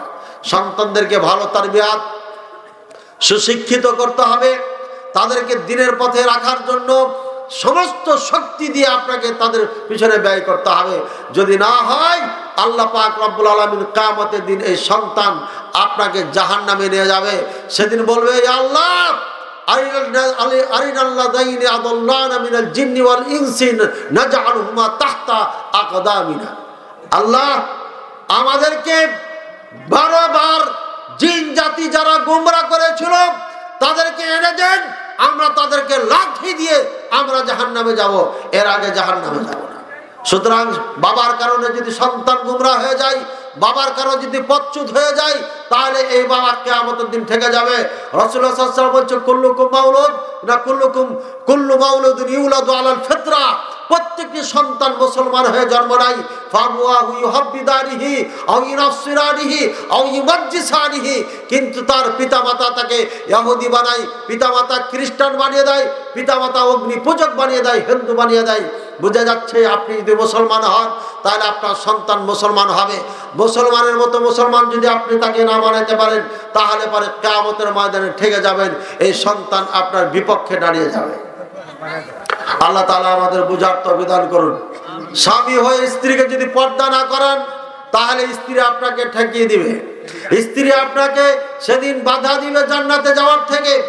প্রত্যেকটি মানুষ যদি আপনি হক আদায় না করেন, তাহলে পরে কিয়ামতের দিন ঠেকে যাবেন। রাসূলুল্লাহ সাল্লাল্লাহু আলাইহি ওয়াসাল্লাম বলেছেন, কিয়ামতের আতাদরুনা মানিল মুফলিস, তোমাদের মধ্যে গরীব মানুষকে তোমরা জানো? সাহাবায়ে কেরাম বলছে, মা আল্লাহ আল মুফলিসু ফিনা মাল্লা দিরহাম ওয়ালা দিনার ওয়ালা মাতা, আমাদের মধ্যে গরীব ব্যক্তি ওই যার টাকা নাই, যার সম্পদ নাই। এখানে অনেক লোক আছে, হয়তো তার 5 কাঠা জমি আছে কিন্তু টাকা নেই। তো 5 কাঠা জমি যদি আপনার 20 লাখ টাকা করে বিক্রি করে, তাহলে কত হবে? জি, 20 লাখ করে 1 কোটি টাকা হবে। তাহলে কি গরিব? গরিব না। এদিক দিয়ে গরিব না যে 1 কাঠা বিক্রি করে 4 কাঠা নিয়ে থাকতে পারবে, সে প্রতিবেশীর কাছে বিক্রি করে দেবে। অন্যরা কিনলে পারে হয়তো আপনাকে 2 টাকা বেশি দিবে, প্রতিবেশী হয়তো আপনাকে 2 টাকা কম দিবে, দেন, সমস্যা কি? প্রতিবেশীর সাথে সম্পর্ক ভালো থাকবে। ভাই আমার, এই জন্য আল্লাহ রাসূল সাল্লাল্লাহু আলাইহি ওয়াসাল্লাম বলছেন, টাকা নাই, সম্পদ নাই, একে মুফলিস গরিব বলা হয় না। গরিব হচ্ছে ওই ব্যক্তি ইয়াতিয়াউমাল কিয়ামাতি বিসলাতিহি ওয়া যাকাতিহি, সেই ব্যক্তি কিয়ামতের দিন আসবে সালাত নিয়ে, যাকাত নিয়ে, সিয়াম নিয়ে। এর মানে ভালো মানুষ 5 ওয়াক্ত নামাজি হবে, সিয়াম পালনকারী হবে, রোজা রাখবে, আর এই ব্যক্তি যাকাত আদায় করবে। বোঝা যাচ্ছে যাকাত ওই ব্যক্তি আদায় করে যে ব্যক্তি সব থেকে ভালো মুসলমান হয়, আল্লাহর ভয় যার আছে সেই ব্যক্তি যাকাত দেয়। সবাই কিন্তু যাকাত দিতে পারে না, মালের খুব মহব্বত আছে। সুতরাং যাকাত যে ব্যক্তি দেয় এই ব্যক্তি আসবে, কিন্তু শতবাহাদা, একে ও গালি দিয়েছিল, দরাবাহাদা একে মেরেছিল, কদাফাহাদা একে ওই অপবাদ দিয়েছিল, আকালা মালাহাদা এর মালকে খেয়ে ফেলেছিল। এক একটা জন আসবে, ও সাবাকা দামাহাদা এই ব্যক্তি উমুককে হত্যা করেছিল। এরপরে প্রত্যেকে লাইন ধরবে, এখানে যাকে হত্যা করেছিল সে দাঁড়াবে, যার মাল খেয়েছিল তারা এখানে দাঁড়াবে, যাকে গালি দিয়েছিলেন তারা এখানে দাঁড়াবে, যাদেরকে আপনি মেরেছিলেন তারা এখানে দাঁড়াবে। লাইন ধরে দাঁড়িয়ে একটা একটা করে আসবে, বলবে দেন, বলবে ভাই কিচ্ছু নাই, তাহলে নেকি দিয়ে দেন। কালনির মাহফিলে দান করে যা পেয়েছিলেন সব দিয়ে দেন, সব দিয়ে দিবেন। আর একজন আসবে, দেন, বলে কিচ্ছু তো নাই, সারা জীবন যা করেছেন সব দিয়ে দিবেন। এরপরে দ্বিতীয় লাইন আসবে, দেন, বলবে যে ভাই কিচ্ছু তো নাই, যা নেকি ছিল তাও দিয়ে দিয়েছি, এখন কি দিব তোমাদের? বলছে আমার পাপ নিয়ে নাও, পাপ নিয়ে নাও, পাপ নিয়ে নাও, সবার পাপ নিয়ে একে জাহান্নামে নিক্ষেপ করা হবে। বলেন নাউযুবিল্লাহ। এই দুনিয়া নয়, সারা জীবন থাকার জন্য না, এই কয়েকদিনের জন্য আমরা দুনিয়াতে এসেছি ভাই। এখান থেকে আবার চলে যাব। এই মুহূর্তে যদি শ্বাসটা চলে যায়, এই মুহূর্তে চলে যায়, আমার বাড়ি গাড়ি টাকা পয়সা সব থেকে যাবে। আমার হাতের ঘড়িটা রাখবে না, ফট করে খুলে ফেলবে। কোন এক ছেলে নিবে, নাহলে জামাই নিবে, নাহলে অমুক নিবে, পালাবে। বুঝছেন? মানুষ মারা গেলে পারে, বলছে এক মহিলা মারা গেছে, মহিলা বড় ছেলেকে বলেছে, বাবা আমার টাকা আছে, হজ করতে যাব, আমি যদি হজ করতে না পারি তাহলে টাকাটা তোমরা আমার জন্য হজ করাই দি, কাউকে দিয়া। যেমন শ্বাস গেছে, কেউ করছে কান্দাকাটি, আর 3-4 জন খুঁজছে, টাকা কই, টাকা কই, টাকা কই, টাকা কই, টাকা কই, খুঁজা এরা উধাও, টাকা নেই। চিন্তা করেছে? আরে মা মারা গেছে, 6-7টা সন্তানের মধ্যে কেউ কাঁদছে আর কেউ টাকা খুঁজাখুঁজি করে টাকা নিয়ে পালিয়ে যাচ্ছে। বলেন নাউযুবিল্লাহ। এই তো হলো আপনার সন্তান। এই যে শ্বাস চলে গেল, আপনার সব নিয়ে কাড়াকাড়ি শুরু করবে, মারামারি শুরু করে, কখনো মামলা মোকদ্দমা হয়ে যায়। কি দরকার আছে এত কিছু করার? আপনার জীবন আল্লাহ যেমন পার করেছে, আপনার সন্তানের জীবন আল্লাহ পার করবে। হালাল ভাবে যতটুকু আসবে ততটুকু করেন, হারাম ভাবে যেটা আসবে সেটাকে প্রতিহত করেন, বর্জন করেন, না তো কিয়ামতের দিনে এভাবে ঠেকে যাবেন। হাজারো নেক কাজ করে আপনার কাজে আসবে না। পৃথিবীতে যত নেকি কামাবেন, পাহাড় পরিমাণ নেকি, নেকির অভাব নাই, কিন্তু যদি পাওনাদার থাকে এটার দাম নাই। আপনার কাছে কথার কথা, আপনার কাছে 1000 কোটি টাকা আছে, আর মানুষে পাবে আপনার কাছে 1500 কোটি টাকা, তাহলে 1000 কোটি টাকার দাম আছে? হ্যাঁ, উত্তরাতে থাকে, প্রতি মাসে নাকি তার 1.5 লক্ষ টাকা খরচ হয়। হঠাৎ করে একদিন দেখি পুলিশে এসে হ্যান্ডকাপ লাগিয়ে নিয়ে চলে গেল। কি হয়েছে? বলছে 2 কোটি টাকা পাবে একজন। মানুষের 2 কোটি মাইরা তুমি 1.5 লাখ টাকা খরচ করে ফোটানি করো। দুনিয়াতে তোমাকে হ্যান্ডকাপ লাগিয়ে জেলে ভরে দিল, আর মরার পরে যেখানে কোনো মাপ পাবে না, কোনো ছাড় নাই, সন্তান, টাকা পয়সা, ধন দৌলত, তারপরে আপনার রাজত্ব কোনো কিছু কাজে আসবে না। সেদিন কোথায় যাবে? সেদিন পাকড়াও হবে, কঠিন পাকড়াও, বিন্দু পরিমাণ ছাড়া হবে না।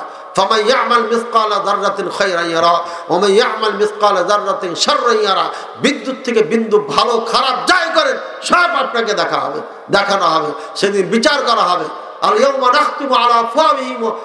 আপনার মুখে তালা মেরে দেওয়া হবে।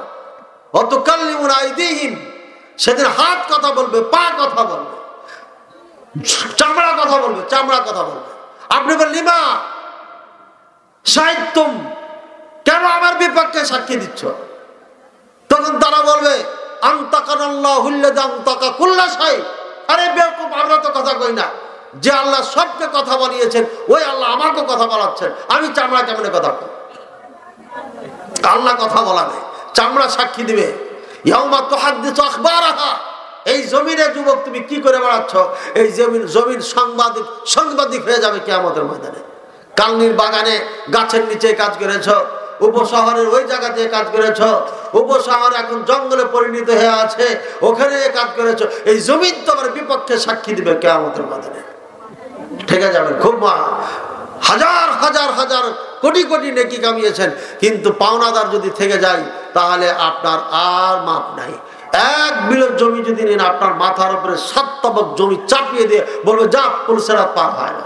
পুলসেরাত আহাদ্দু মিনাস সাইফ, তলোয়ারের ধারের থেকে ধারালো, আদাক্কু মিনাশ শারা, চুল থেকে আপনার সূক্ষ্ম, আর আসাদ্দু সাওদা, সব থেকে কুচকুচে কালো, ঘুটঘুটে কালো, যেটা আমাদের গ্রামের ভাষা বলে, মানে দেখাই যাবে না, একদম কালো, অন্ধকার, একদম অন্ধকার। এই রাস্তা দিয়ে পার হবে, সমস্ত পাপগুলো তার মাথায় চাপিয়ে দেওয়া হবে। ফিহি তাকালিব আর কালালিব, সেখানে চেকপোস্ট থাকবে। ফিহি শাওকা, বড় বড় কাঁটা বিছানো থাকবে। এর ওপর দিয়া কোটি কোটি নয়, মিলিয়ন মিলিয়ন নয়, কত কোটি কোটি কোটি কোটি কোটি কোটি কোটি যে আপনাকে মাইল এই সূক্ষ্ম পুলসেরাত দিয়ে পার হয়ে জান্নাতে যেতে হবে, এটা আল্লাহ ছাড়া কেউ জানে না। এই ভয়ঙ্কর জাহান্নামের উপরে এই চুলের থেকে সূক্ষ্ম, তলোয়ারের থেকে ধারালো।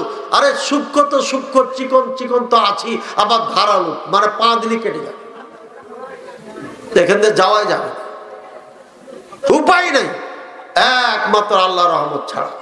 এই জন্য আল্লাহকে ভয় করি, আল্লাহকে ভয় করি, দুনিয়াকে এত অগ্রাধিকার দিই না, অগ্রাধিকার যেন না দিই। দুনিয়ার জন্য যেন পাগল না হই, প্রতিবেশীর সঙ্গে যেন জুলুম অত্যাচার না করি, বন্ধের উপরে যেন জুলুম অত্যাচার না করি, কোন দুর্বল ভাই পেয়ে তাকে তার উপরে যেন অত্যাচার জুলুম না করি, নাহলে কিয়ামতের দিন ঠেকে যাব। সন্তানদের জন্য ভালো কিছু করতে গিয়ে নিজেই ঠেকে যাব। এমন যদি হয়ে যায় তাহলে পরে বিপাকে পড়ে যাবেন। আল্লাহ তাআলা আমাদের সবাইকে তৌফিক দান করুন। ভাইয়ের আমার, দিনের কাজে আপনারা দান করেছেন, অনেক দান করেছেন, বলেছেন আমার আগে। তবে কোরআনে একটা আয়াত বলে দিই, দিয়ে শেষ করে দিই। ইয়াউমা ইয়াওয়াদ্দুল মুজরিমু লাউ ইয়াফতাদি মিন আযাবি ইয়াউমিযিন বিবানি ওয়া সাহিবাতিহি ওয়া আখিহি ওয়া ফাসিলাতিহি আল্লাতী তুবি ওয়া মান ফিল আরদি জামিআন সুম্মা ইউনজি।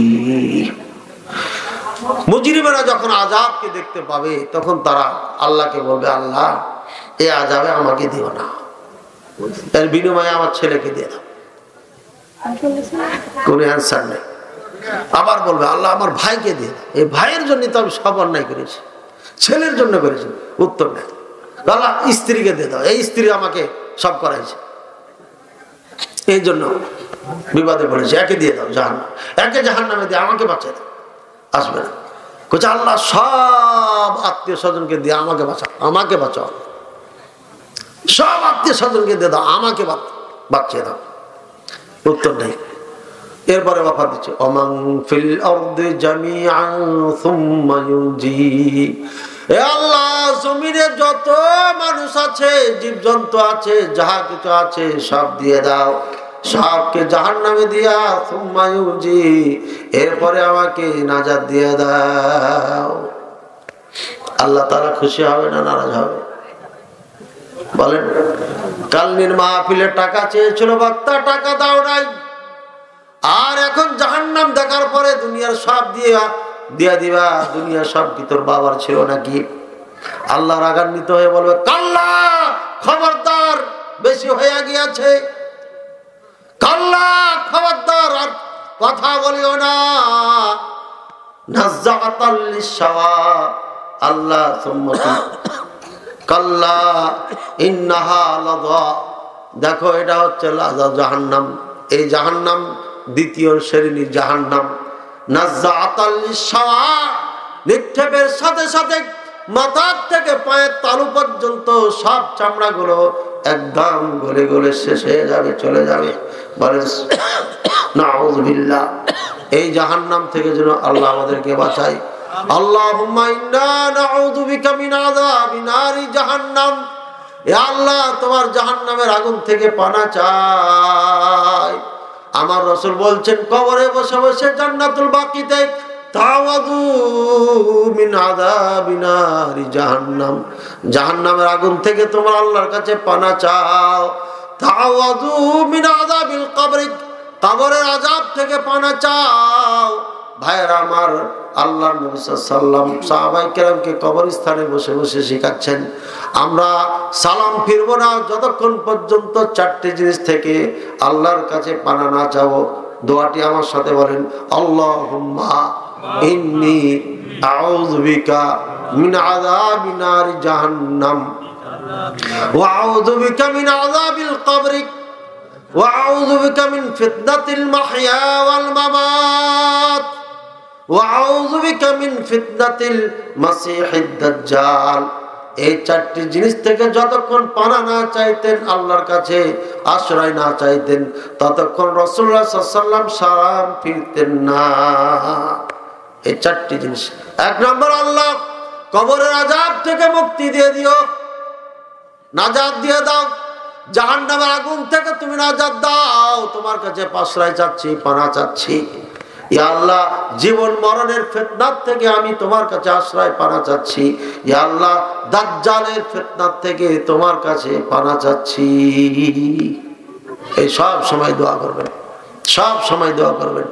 আর পিতামাতার জন্য রব্বির হামহুমা কামা রব্বায়ানি সগীরা না বলে সালাম ফিরাবেন না, যেই নামাজি হোক না। বুঝেছেন তো? আল্লাহ তাআলা তুমি আমাদের গুনাহ খাতাকে মাফ করে দাও। আল্লাহ সবাইকে কবুল করে নাও। এই মাহফিলের যারা আয়োজন করেছেন, যেভাবে যারা অংশগ্রহণ করেছেন, টাকা দিয়া, পয়সা দিয়া, শ্রম দিয়া, চিন্তা দিয়া, বুদ্ধি দিয়া, তারপরে আপনার দান করে বক্তব্য শুনতে এসে যে যেভাবে আসছে, আল্লাহ সবাইকে তুমি ক্ষমা করে দাও। আল্লাহুম্মা আমিন। আল্লাহ, আমার আম্মাজান মারা গেছে। আম্মাজান বলতো যে মুখলিস নামে কোনো বক্তাই তো পাচ্ছি না, গ্রামে বড় মাদ্রাসা, এত বক্তা আসছে, মুখলিস নামে তো কোনো বক্তাই পাই না। ঠিক আছে, আব্বা বলছেন দেওবন্দ থেকে পড়ে আসার পরে আমার ছেলেরা কেউ বক্তা হতে পারল না। বুঝছেন? সব কানে শুনি, আমার চিন্তাই নাই বক্তা, আমার মাথায় চিন্তাই নাই আমি বক্তা হব। তবে আমি ছাত্রবাস থেকে বুখারী পড়াই, আলহামদুলিল্লাহ, ছাত্রবাসী আমি বুখারী পড়াই এই মাদ্রাসায়। তো হঠাৎ দেখি আমি বক্তা হয়ে গেছি, মানুষ আমাকে বক্তা করে। আশ্চর্য কথা, আমার মা আমার ওয়াজ শুনতে পাই নাই। আমার আল্লাহ, তুমি মাকে ক্ষমা করে দাও, তার প্রতি দয়া করো আল্লাহ। আল্লাহ, আমি জীবনের যত এলেম অর্জন করতে কষ্ট করেছি, আল্লাহ আমার এই নেক আমলের ওসিলায় আমাকে মাকে ক্ষমা করে দাও আল্লাহ। আল্লাহ, এখানে যারা বসে আছে, যারা শুনছে, স্টেজের ভিতরে বাইরে, প্রত্যেকের মাকে ক্ষমা করে দাও আল্লাহ। আমাদের প্রত্যেকের মা বাপকে তুমি ক্ষমা করো আল্লাহ। প্রত্যেকের দাদা দাদি, নানা নানিকে তুমি ক্ষমা করো। প্রত্যেকের শ্বশুর শাশুড়িকে ক্ষমা করে দাও। প্রত্যেকের ভাই বোনকে আল্লাহ তুমি ক্ষমা করে দাও আল্লাহ। প্রত্যেকের আত্মীয় স্বজনকে তুমি ক্ষমা করে দাও আল্লাহ। পৃথিবীর যত মুসলিম নর নারী মারা গেছে সবকে তুমি ক্ষমা করে দাও আল্লাহ। ফিলিস্তিন, গাজায়, সিরিয়ায় মুসলমান যারা নির্যাতিত হচ্ছে তাদেরকে তুমি হেফাজত করো আল্লাহ। যারা মারা গেছে আল্লাহ, অরিজিনাল মুসলিম যারা, তাদেরকে শহীদ মর্যাদা দাও। যদি তাদের কোনো ভুল ত্রুটি থাকে ক্ষমা করে দাও আল্লাহ। আল্লাহ, সিরিয়া এটা হচ্ছে আমাদের রাজধানী, আখেরি জামানার রাজধানী প্রস্তুত হয়ে গেছে। এখন খালি দোয়ার দরকার আর দাওয়াত দরকার। আমি মসজিদে আজকে আলোচনা করেছি, খুতবাই পুরা কমপ্লিট করতে পারি নাই। এখন চলে যান, সিরিয়া চলে যান। কথা বলছেন? আবু তাহা আদনানের যারা পার্টি আছেন, কই এরা গেছে না আছে বাংলাদেশে? উসামা বক্তা আছে না গেছে? এদের কান ধরে ধরে পাঠান। এই বেটারা সারা জীবন যুদ্ধ যুদ্ধ করে ওয়াজ করছে, আর আমরা বলে যুদ্ধ চাই না। হ্যাঁ, ওরা নাকি যুদ্ধ মুজাহিদ, যুদ্ধ করে মরবে। তো এই বেটারা বাড়িতে বসে আছে কে এখন? হ্যাঁ, বসে আছে কে? যান, চলে যান। আর আমরা বলে যাচ্ছি, যদি কোনো সময় সুযোগ এসে যায়, যদি ইন্ডিয়া আমাদের উপর হামলা করে, মুখলেস মাদারি প্রথম অস্ত্র ধারণ করে তাদের বিপক্ষে দাঁড়াবে ইনশাআল্লাহুল আজিজ। মুসলমানদের সাথে যুদ্ধ করে কুকুর মারা হয়ে মরতে চাই না। যারা কুত্তা মারা হয় মরতে চায় রাজপথে যান আর মুসলমানের ঠোকাঠুকি করেন, এটা কুত্তা মারা ছাড়া কিছু না। মরলে কাফের হাতে মরবো, তাহলে পরে 72টা স্ত্রী জান্নাতে পাবো। এটা আর যদি এমনি মারা যান, যত বড় মুলবি হন আর যত বড় হাজি হন, মাত্র 2টা, মাত্র কি 2টা, বুঝেছেন? এই জন্য শহীদি মৃত্যুর জন্য তামান্না, আশা, এবং আমি সব সময় দোয়া করছি, আল্লাহ তুমি মৃত্যু তো দিবাই, শহীদি মৃত্যু দেবো, বলো আমিন। তৈরি হয়ে যান, আর দেরি করা যাবে না। কি দিয়েছেন? টাকা। আগে টাকার কথা বলি, তারপরে চিঠি। রাজু আহমেদ মৃত্যু পিতা, মৃত্যু ভাই ও অসুস্থ মাতার জন্য 2000 টাকা দান করেছেন, বলেন আল্লাহুম্মা আমিন। আল্লাহ তুমি তার আশা পূরণ করো। মৃত্যু নানা নানি ও দাদা দাদি ও শ্বশুর শাশুড়ি, হ্যাঁ সব কি ভালো আছে দেখছেন, আগে দোয়া করে দিয়েছি তো। 2000 টাকা দিয়েছেন, আল্লাহ তুমি কবুল করো। সমাজের মৃত্যু ব্যক্তিদের জন্য 1000 টাকা, মাশাআল্লাহ, ভালো মানুষ তো দেখছি, সমাজের জন্য দান করে, হ্যাঁ ভালো সন্তান। দুনিয়া সকলদের জন্য 1000 টাকা, নিজের পরিবারের জন্য 1000 টাকা, মাশাআল্লাহ। আল্লাহ তুমি কবুল করে নাও, তার মনে আশা পূরণ করো, আমিন। কথা আছে, সব আছে না? যত বলেছে ততই আছে। এত বড় চিঠি কখন পড়বো ভাই?